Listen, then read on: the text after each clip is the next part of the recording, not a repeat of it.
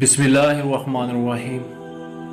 रसूल अकरम सल्लल्लाहु अलैहि वआलैहि वसल्लम का इरशाद ग्रामी है कि बेशक अमाल का दारोमदार नीयतों पर है।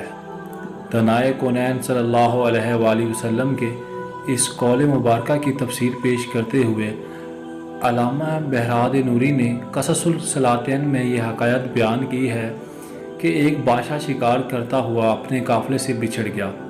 उसे प्यास लगी तो वो एक बाग में जा निकला।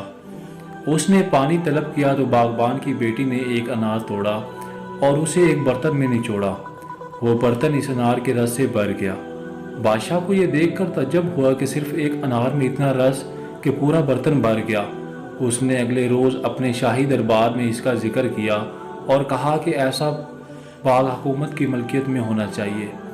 अल्लाह की कुदरत देखिए कि बादशाह एक दिन फिर उसी बाग में जा निकला और पहले की तरह प्यास बुझाने के लिए पानी तलब किया।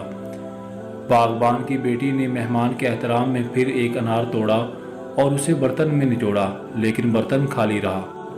3-4 अनारों के रस से वो बर्तन भर सका।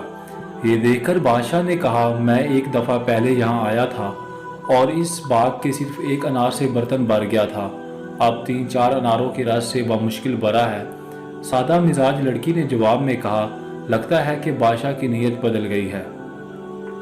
सामेन कराम, इस हकायत से इंसान की नीयत और उसके इरादे की अहमियत का अंदाज़ा होता है। इसलिए हमारे बुज़ुर्ग कहा करते थे हैं कि जैसी नीयत वैसी मुराद। इमाम शाफी फरमाते हैं कि नीयत रूहुल अमाल और सैयदुल अमाल है।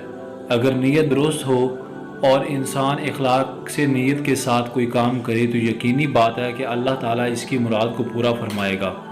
और अगर नीयत में फतूर आ जाए तो सारा अमल ज़ाया हो जाता है और चीज़ों में से बरकत उठ जाती है। जज़ाकल्लाह।